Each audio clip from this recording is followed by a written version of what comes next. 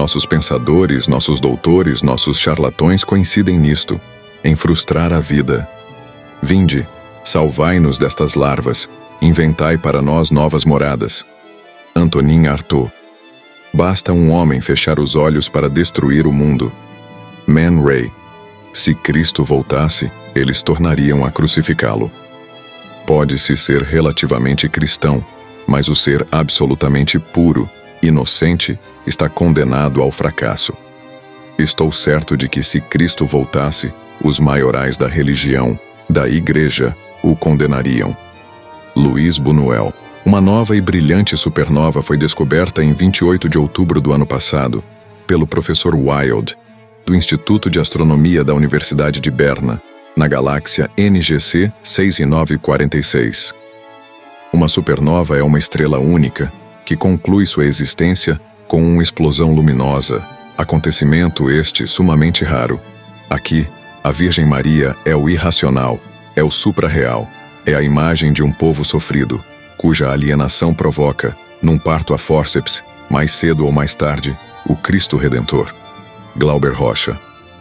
Um povo começa a morrer quando para de sonhar. Os séculos são testemunhas. As civilizações são construções noturnas que morrem ao amanhecer. Não é este, porém, o caso suscitado pela aparição de Inri Dayal. Eu sou o Cristo, eu sou o Filho do Homem, entre nós. A coisa é mais triste e feia e suja. As pessoas querem sonhar, mas as autoridades, os que se apropriaram da vida, o poder que se trama na teia dos vários poderes, em tácita cumplicidade, não quer deixar. Os sonhos são um perigo, senhores. Que crimes querem ocultar do olhar visionário do olho selvagem?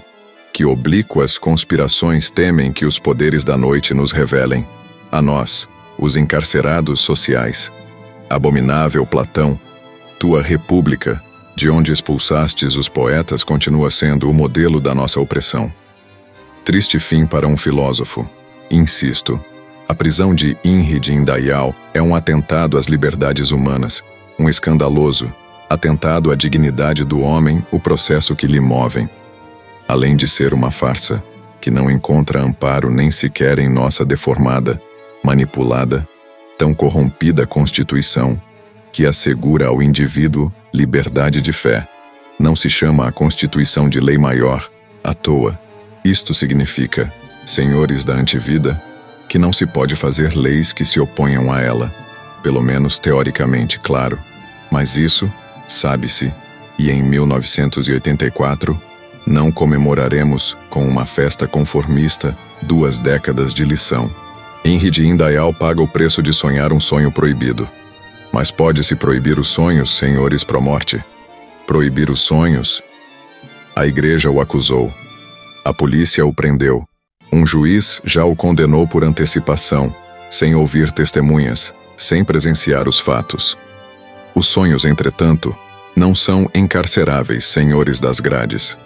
E Inri, que escolheu ser não um marítimo, nem um motorista de táxi, nem um soldado, nem um banqueiro, nem uma dona de casa, continua-se sonhando Cristo retornado no presídio. São José, solitário destino.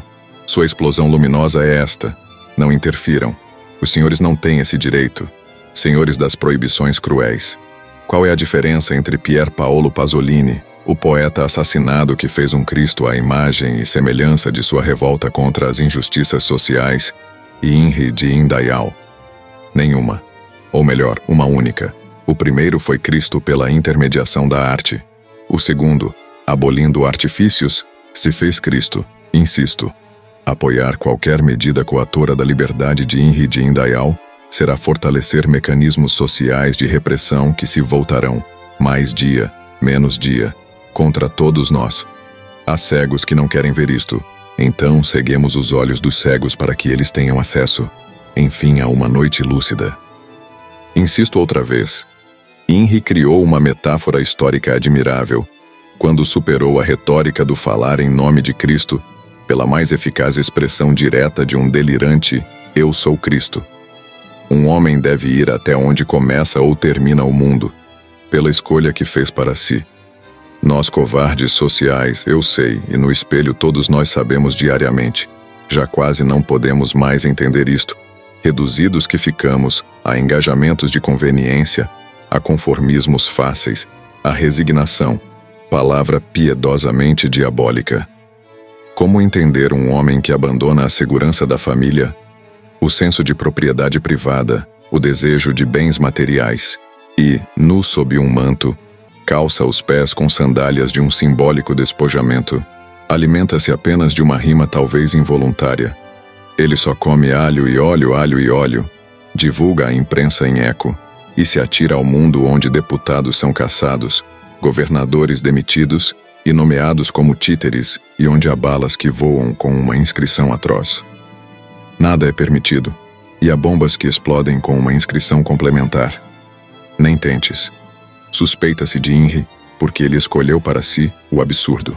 É a suspeita das racionalidades que nos espreitam. Outros cravos cravados em nossa mente por uma ordem estabelecida que sequer, nunca me cansarei de repetir, estável e permanente.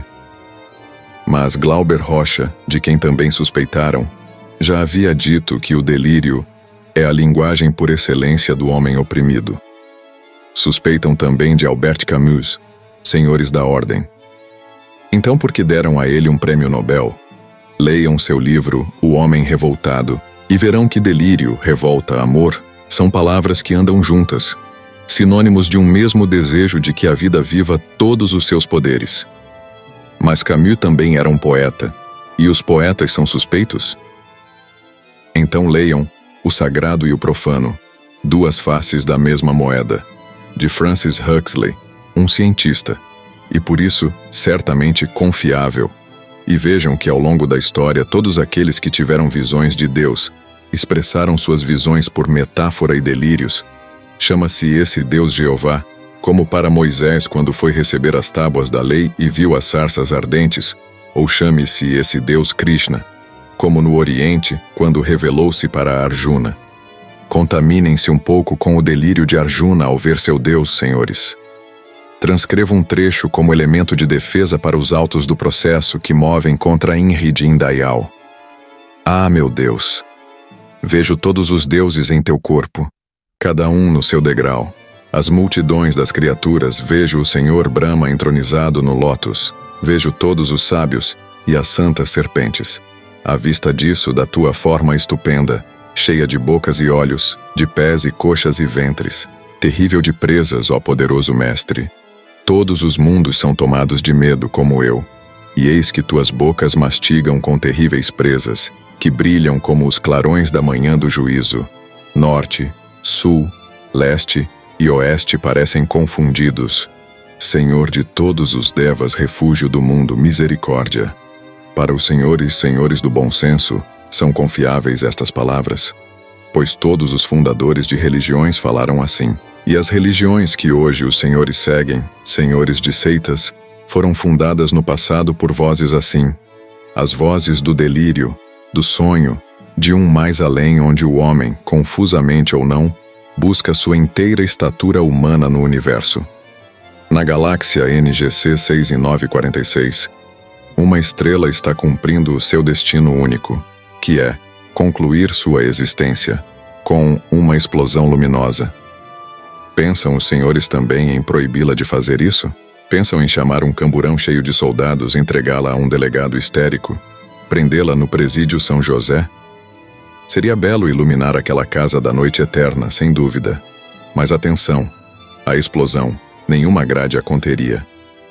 E a explosão da estrela é inevitável, garante o professor Wilde, um homem de bem, apesar do nome selvagem que tem.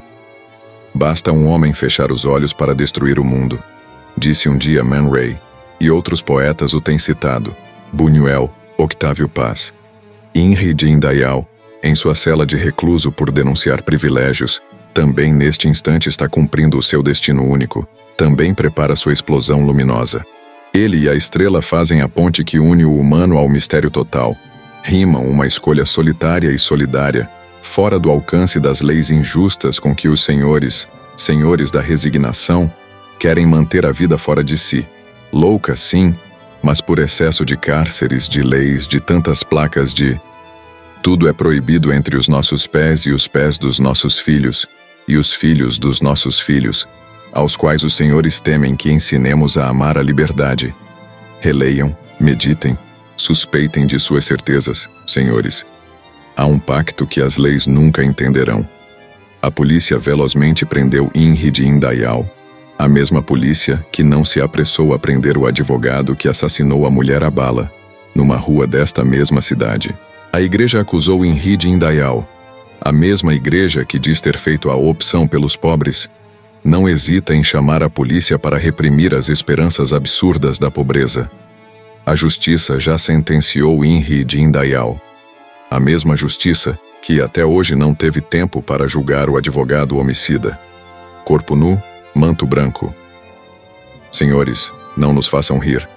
Não tem nenhuma graça.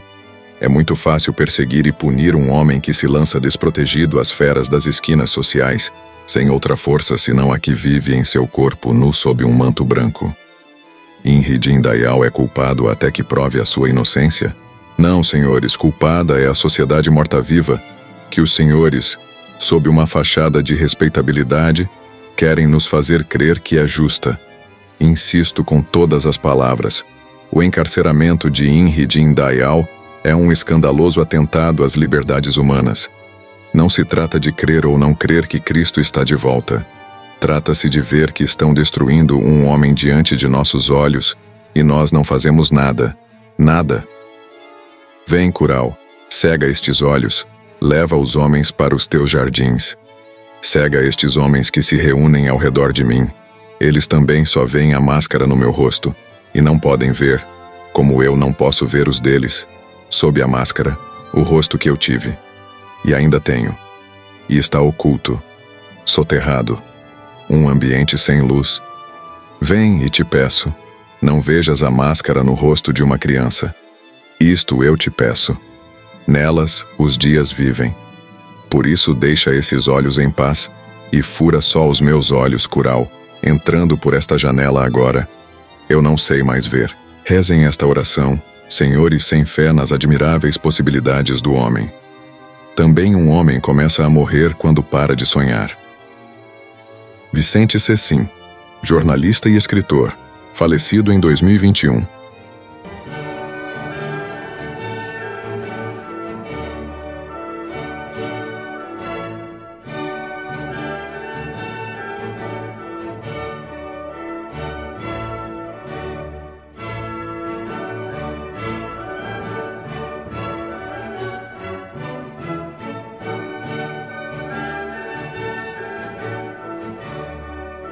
Eu me recuso a falar com qualquer pessoa que me falte com respeito, porque eu não voltei aqui para ser julgado, voltei para julgar os vivos e os mortos. Me ponho à disposição para responder perguntas na medida que respeitem o meu direito de responder. Bem-aventurados pobres de espírito, o reino dos céus será deles. Bem-aventurados mansos, eles herdarão a terra. Bem-aventurados que choram, eles serão consolados. Bem-aventurados que têm fome e sede de justiça, eles serão saciados.